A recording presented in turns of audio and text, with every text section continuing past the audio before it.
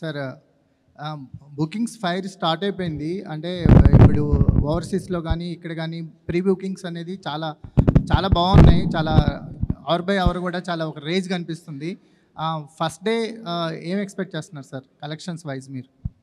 అవన్నీ కాదులే కానీ ఈ మధ్యకాలంలో సినిమాలు తీయటంలో ఫస్ట్ ఛాలెంజ్ ఓపెనింగ్ తెచ్చుకుంటాం. మాకు పెద్ద ఛాలెంజ్ అయిపోయింది.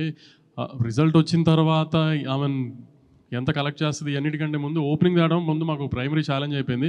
ముందు అదైతే పాస్ అయిపోయాము మీరు అన్నట్టు ఒక బ్యాంక్తో. సో రేపు కూడా మేము అనుకున్న ఆశించినట్టే రిజల్ట్ ఉంటుందని హోప్ చేస్తున్నాం. పోస్టర్లు ఇవన్నీ ఏముందిలే, మరి నీకు ఎంత కొంటాను తెద్దాం, దాన్ని ఉంది. నాకా సార్ అంటే ఇప్పుడు ఒక బిగ్గెస్ట్ బడ్జెట్ కదా, నెవర్ బిఫోర్ బడ్జెట్ అని చేస్తుంది కదా. అంటే ఒక నిర్మాతగా ఒక ఫైనాన్షియల్ ఇది ఉంటుంది. ఫస్ట్ డే ఏంటి కలెక్షన్స్ మీద కానీ నేను దాని గురించి అడుగుతున్నాను. లేదు, ముందు నిర్మాతగా ముందు ఎక్కువ భయం ఉండేది. మనం బయర్ల దగ్గరికి తీసుకెళ్లి సినిమా మనం బయర్లు ఇచ్చినప్పుడు బయర్లు మనకు అడ్డే డబ్బులకి ఎంతవరకు ఓపెనింగ్లో మనం యాక్చువల్గా మాకు క్యాలిక్యులేషన్స్ ఉంటాయి కదా, ఓపెనింగ్ 30-40% ఫస్ట్ డే రావాలి అని. సో దాని వైపే ఉంది ట్రెండ్ అంతా. So very happy with the current booking status and all. Nizam అయితే చాలా చాలా బాగుంది. ఆంధ్ర ఇప్పటి నుంచి పికప్ అవుతుంది బాగా.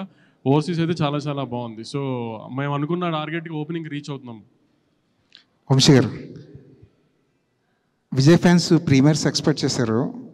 మీరు కూడా ప్రీమియర్ ఉంటాయని ఒక హింట్ ఇచ్చారు, కానీ చివరిలో ఎందుకు ప్రీమియర్ లేవంటే ఏం చెప్తారు? అంటే యాక్చువల్లీ సాటర్డే ట్రైలర్ ఇచ్చిన తర్వాత సండే బుకింగ్స్ ఓపెన్ చేసిన తర్వాత టెంపో చాలా బాగుంది. మార్నింగ్ 7 నుంచి షోలు స్టార్ట్ చేసేసాం నైజాంలో. మార్నింగ్ 7కి షో వేసిన తర్వాత ఇంకా ముందు రోజు ప్రీమియర్ అనవసరం అనిపించింది.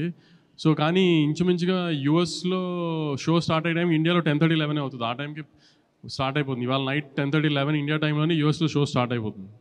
2 years నుంచి విజయ్ని గమనిస్తున్నారు కదా, మీరు పర్టికులర్గా ఒక ప్రొడ్యూసర్గా ఒక సినిమా గోయర్గా అబ్జర్వ్ చేసిన విషయం ఏంటండి? ఆయన కూడా మనలాగా ఒక నార్మల్ మనిషి. అనవసరంగా హంగామా చేసి దాన్ని ఇప్పుడు దాకా మీరు చూస్తున్నారు కదా, వారం 10 రోజుల నుంచి ఆయన అసలు చాలా నార్మల్ మనిషి. ఆయన అసలు హీరోలా కూడా ఎప్పుడు బిహేవ్ చేయరు అసలు.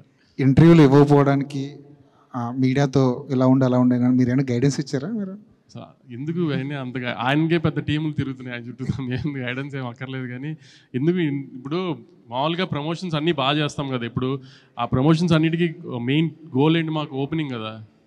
ఆ ట్రైలర్ మీద కానీ ఇప్పుడు ఈ లాస్ట్ రిలీజ్ చేస్తున్న పాట మీద కానీ వీఆర్ వెరీ కాన్ఫిడెంట్.